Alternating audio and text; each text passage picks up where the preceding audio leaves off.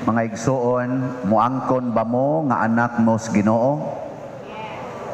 Kinsay muangkon taas ang kamot? Ang di mo pataas, iyas demonyo. Pagkanindot sa gihatag sa Ginoo nato, si San Juan nga magbubunyag nga nag-andam sa pag-abot ni Kristo, nagbunyag siya para mawagtang ang ilang sala.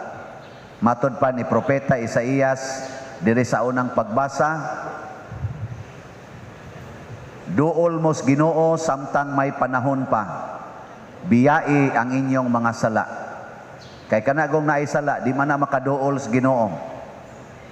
Kamuron, naa ba mo isala? Niduol lagi mo. Aon sa man, niduol mo sa Ginoo wa? Mayo. Yan naman ka mo isala. Di man makaduol sa Ginoo ang way sala. Ngano man na? Tungod kay unsay rason? Ngano man nga sa una di man makaduol sa Ginoo ang way sala, ang naisala gani ang ilang templo sa una nga gibuhat kanang mga sinagoga, sama ang mga kapilya, sama aning simbahan, equivalent man ni silang sinagoga sa una. Di gyud makasud basta makasasala ka.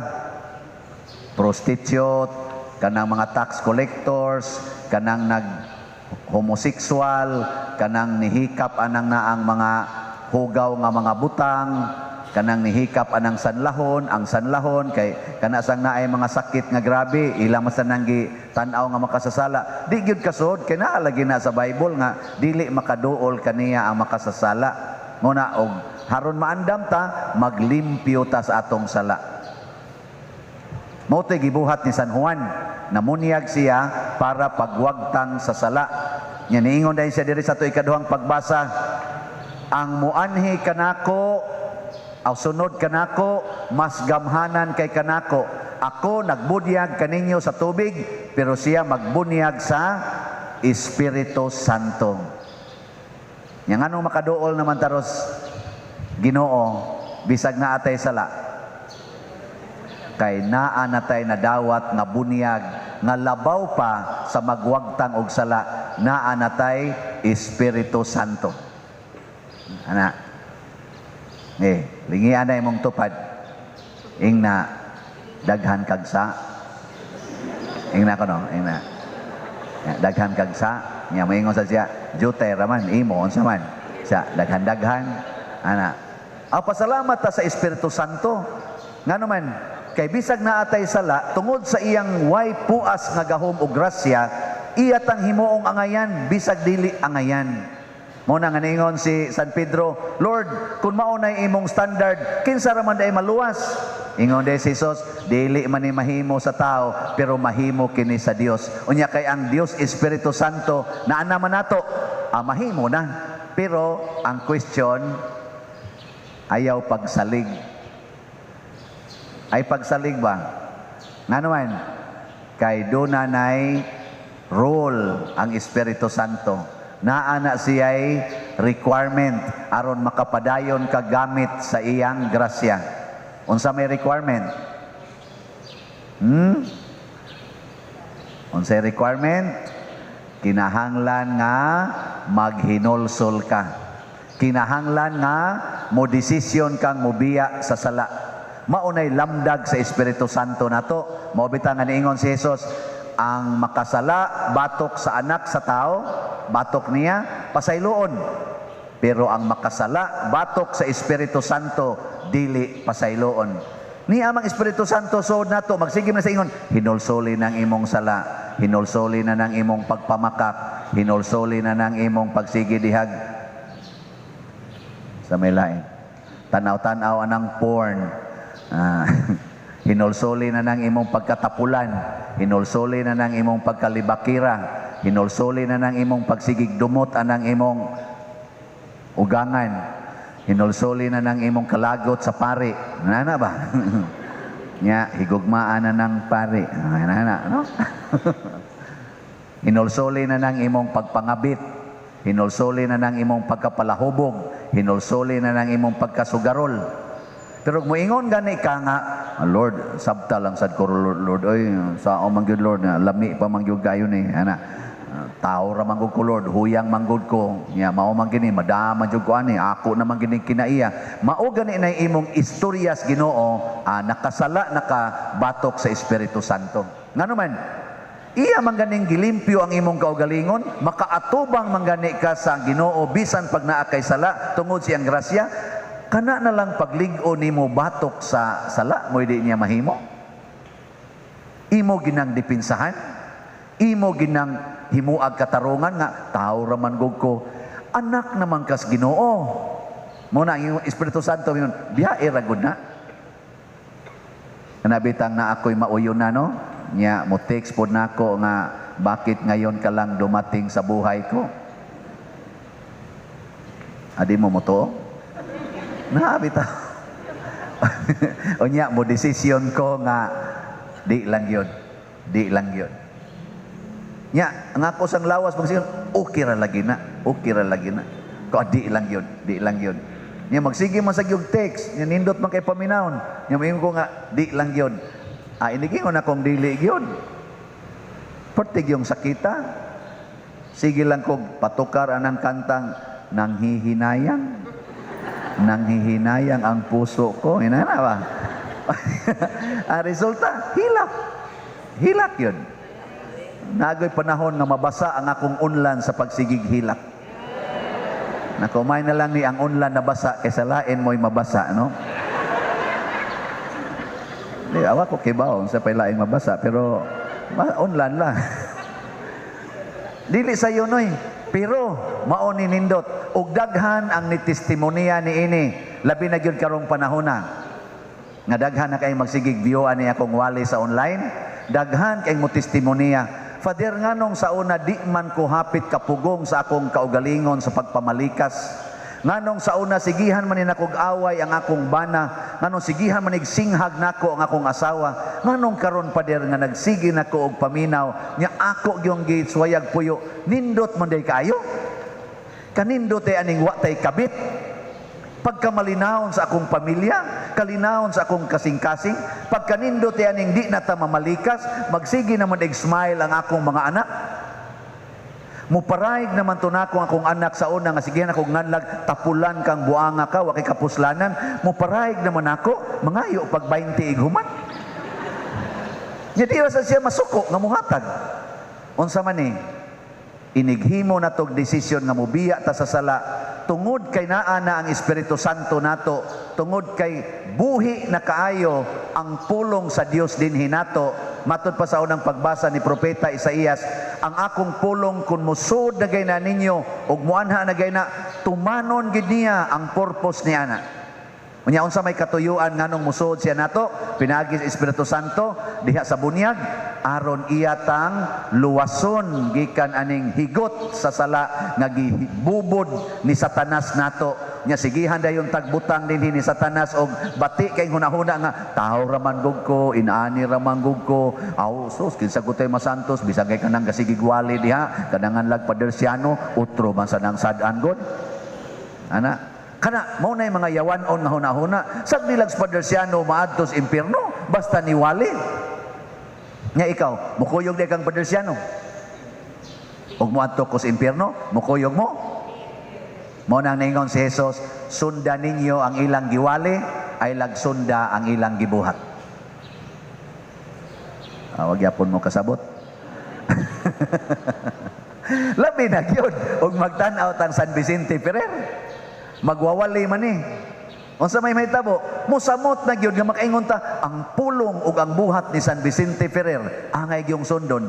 Labi na gyud ako magtan-aw ko ni Saint John Mary Vianney, ang among patron sa mga pari, ang pulong ni San Juan Maria Vianney nga muhilak gud siya idig ingon niya hinulsoli ng sala maimpierno mo ana. Kanag yung impierno permi ginang starring ni Saint John Mary Vianney, muhilak gud siya. Ana, unya ang iyang kinabuhi nindot man sa gayo. Ning kamot lang sa tagsunod-sunod. Nya, sunod mo ron. Maayo. Si Santo Niño, mauni si Jesus. Pagbunyag ni Jesus, dili na siya ninyo. di siya ninyo. Unsa man siya? Dako na. Dako siya. Ngano man, wa siya magkinahanglan nga limpyuhan siya sa bata pa siya. Kay ngano man, limpyo man siyang daan. Kadtong pagbunyag niya nga dako na, mautoy pagmatuod nga ako nang gibalaan ang tubig nga ibunyag ninyo. Muna nga niingon si kaning San Juan sa San Juan ba to? Ikaduhang pagbasa. Bugu agid aning parian. Malimot lang dayon. San Juan lagi. Niingon siya dire nga dunay tulo ka saksi, ang espiritu, ang tubig ug ang dugo. Wa mo gamit si Jesus og saksi nga tao. Motong pagbunyag niya nga dako na, niagi siya sa tubig aron maglimpyo, pero siya mao'y tigbalaan sa tubig.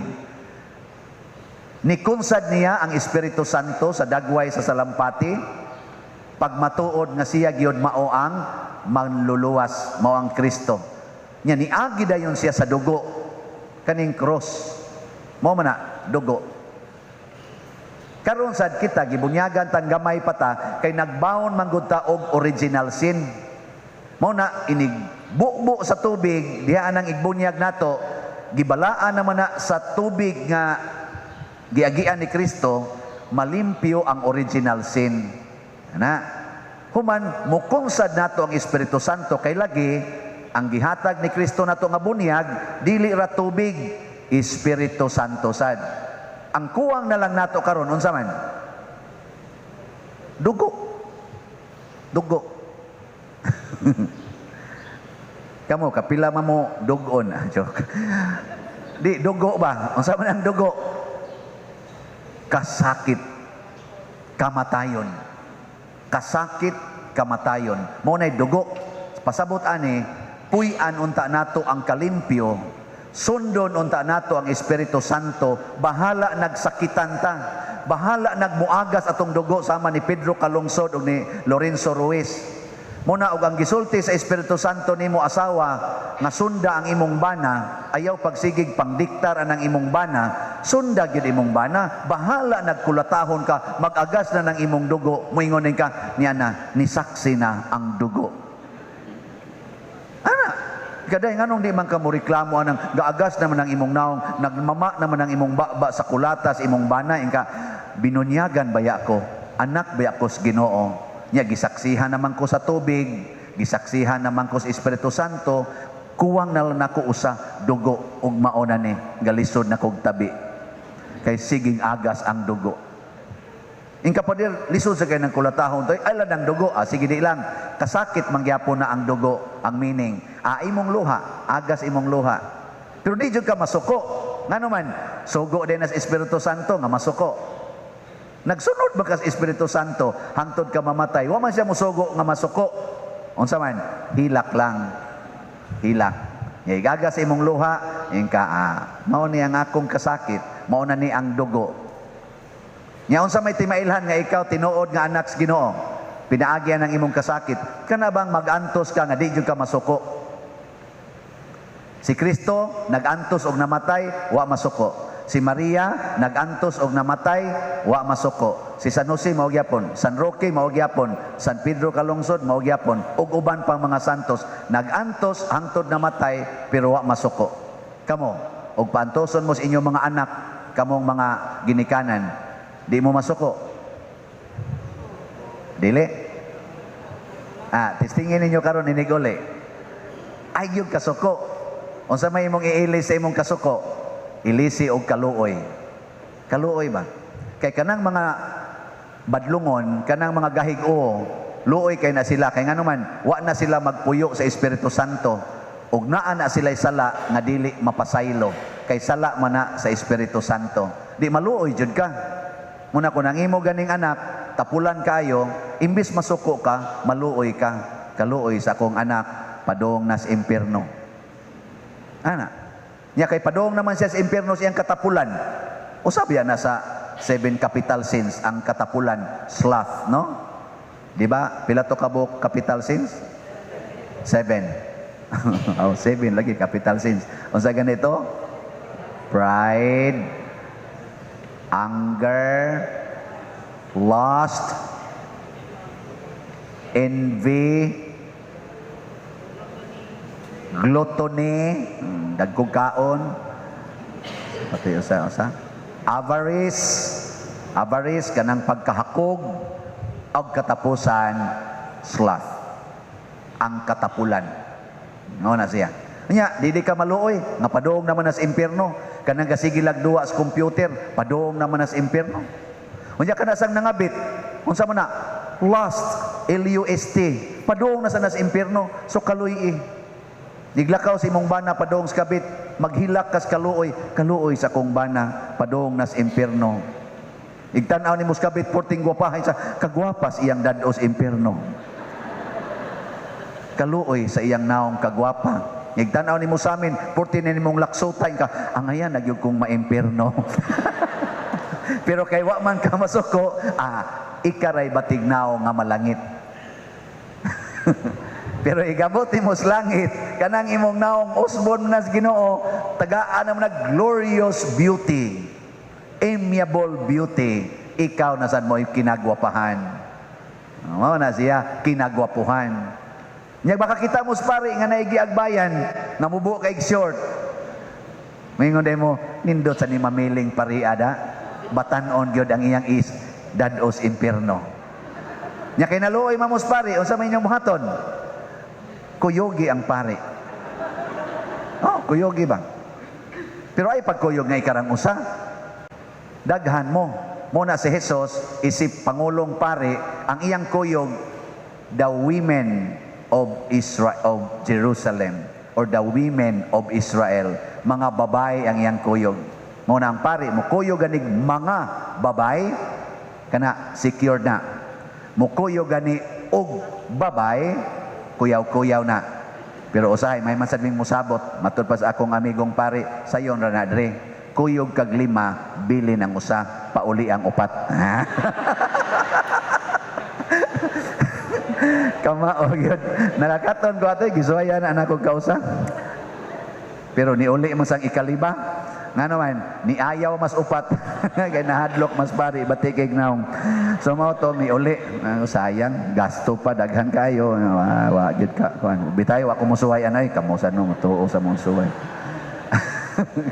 O na ha, ang atong bunyag, sama sa bunyag ni Jesus, nagbalaan natong tanan, nahimutang anak sa Dios. Niya na nato ang Espiritu Santo, niya na nato ang kalimpyo sa tubig.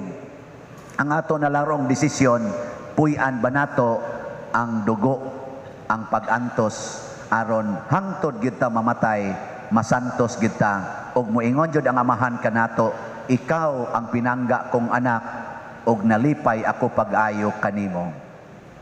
Manindog ta, mga anak sa Dios.